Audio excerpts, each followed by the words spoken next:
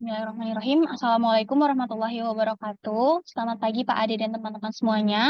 Perkenalkan nama saya Umi Kulsum dengan NIM 211011609, mahasiswi dari Program Studi Ekonomi Syariah UPN Veteran Jakarta. Pada kesempatan kali ini saya akan memaparkan hasil dari bab 1 sampai dengan bab 3 saya mengenai analisis tata kelola penyaluran zakat berdasarkan ZCP pada Lasnas Al-Azhar.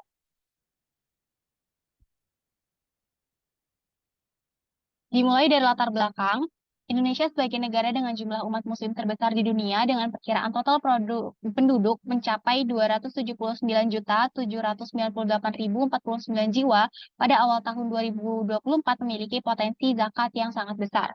Zakat merupakan kewajiban bagi setiap muslim yang mampu dalam rangka menyucikan jiwanya untuk zakat fitrah dan menyucikan hartanya untuk zakat mal.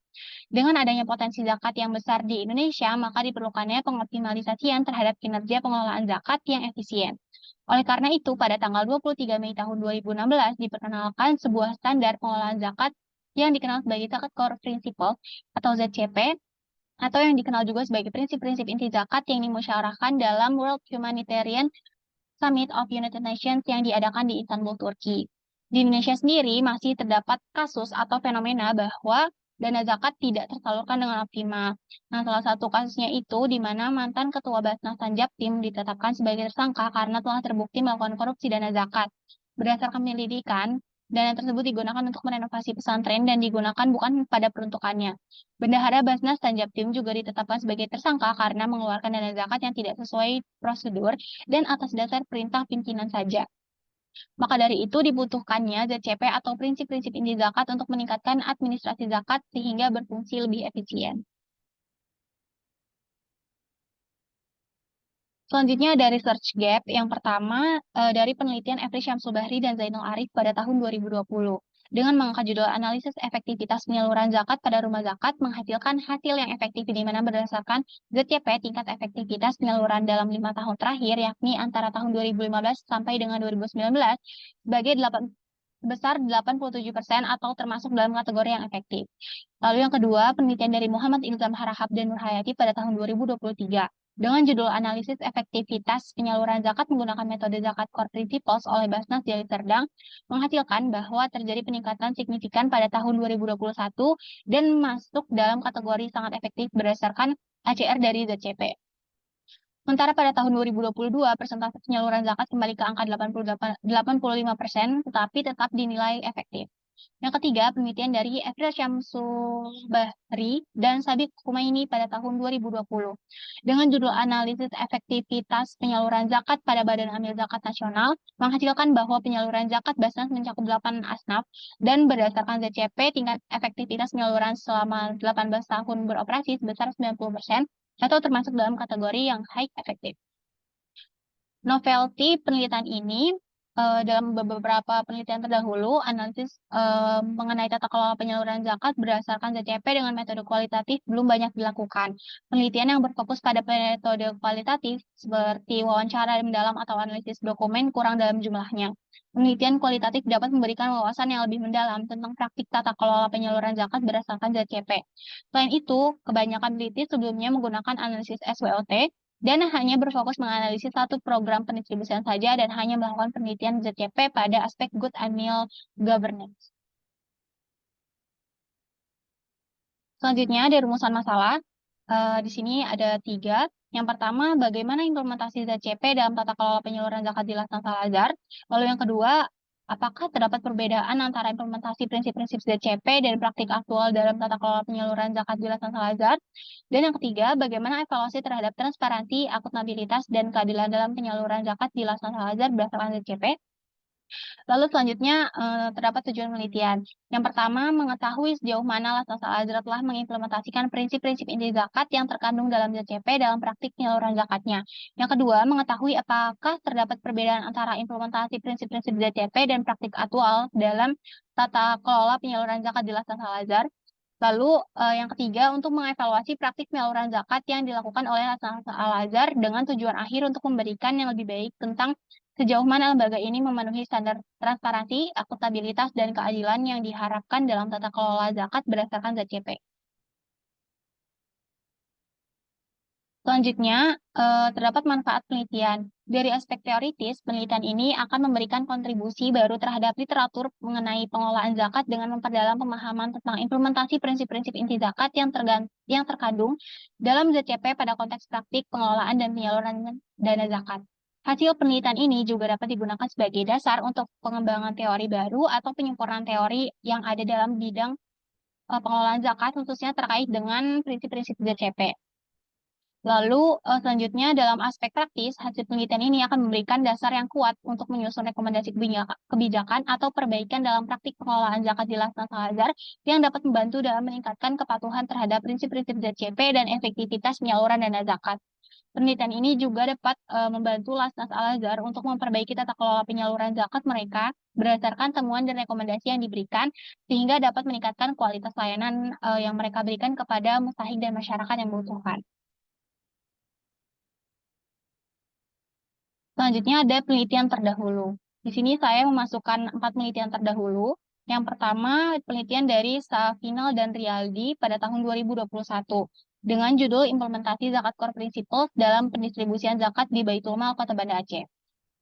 Baitul Mal Kota Banda Aceh mendistribusikan zakat hanya kepada 6 asnaf saja karena Amil dan Rikob tidak termasuk. Karena penyaluran zakat juga dibatasi dan daerah penyaluran zakat juga dibatasi pada wilayah Kota Banda Aceh sesuai dengan tuntutan ZCP yang yaitu pendistribusian zakat dilarang didistribusikan ke daerah lain apabila di daerah tersebut masih banyak yang berhak menerimanya. Lalu yang kedua penelitian dari Lukman Hamdani, Anasir Nasution, dan Mulki Marpaung pada tahun 2019. Judul dari penelitian ini yaitu solusi permasalahan perzakatan di Basnas dengan metode ANP, studi tentang implementasi zakat core principles. Penelitian ini menunjukkan bahwa problem paling prioritas adalah masalah kurangnya manajemen pengelolaan dan sumber daya manusia di Basnas, kurangnya edukasi dan sosialisasi ZCP yang didapatkan oleh masyarakat, serta kurangnya dana insentif dan kurangnya regulasi dari pemerintah.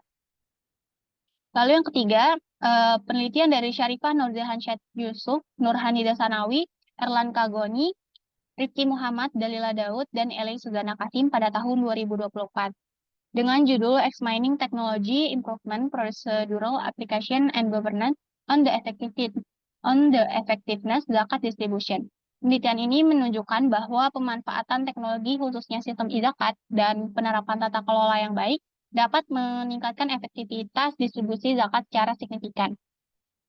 Lalu yang keempat, penelitian dari Faris Syalahuddin Zaki, Falihatun, dan Najim Nur Fauziah pada tahun 2023 dengan judul Syariah Governance and Organizational Performance in Zakat Management Organization Evidence from Indonesia. Temuan penelitian ini menunjukkan bahwa kurangnya kompetensi sumber daya manusia dalam organisasi pengelola zakat mempengaruhi kinerja mereka secara keseluruhan. Selanjutnya adalah landasan teori. Yang pertama, di sini ada zakat. Zakat berasal dari bahasa Arab yang artinya bersih, suci, subur, dan berkembang. Sedangkan menurut istilah, zakat artinya harta kekayaan yang dimiliki setiap manusia merupakan amanah dari Allah Subhanahu wa Ta'ala dan berfungsi sosial yang sesuai dengan Al-Quran dan As-Sunnah. Zakat terdiri dari 2 jenis, yaitu zakat fitrah dan zakat mal.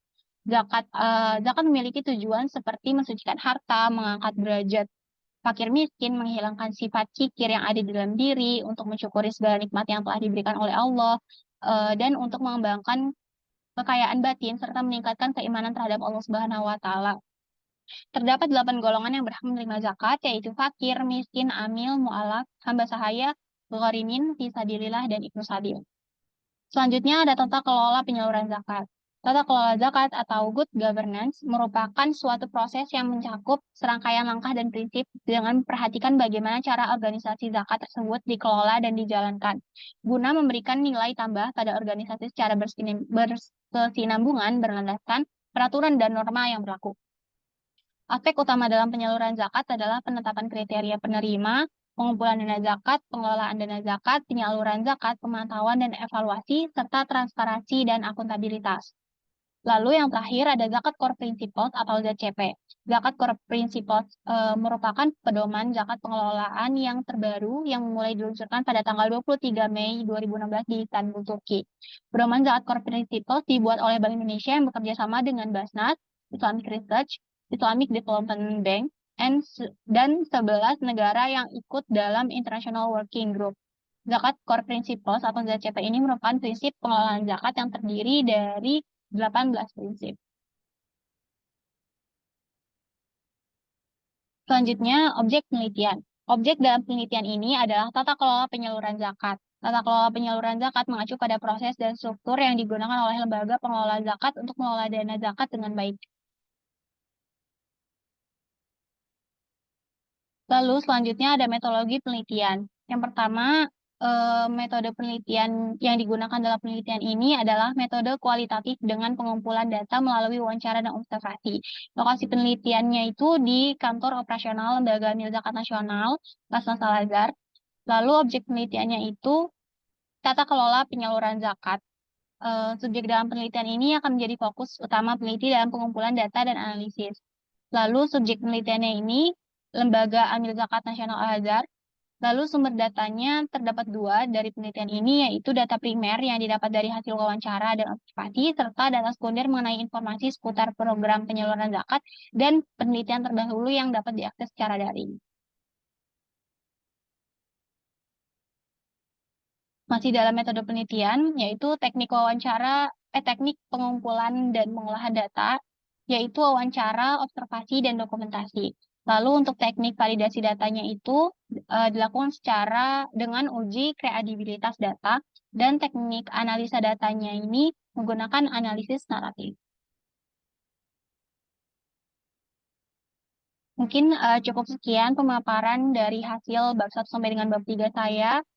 Apabila ada kekurangan, mohon maaf. Kurang lebihnya, mohon maaf. Wassalamualaikum warahmatullahi wabarakatuh.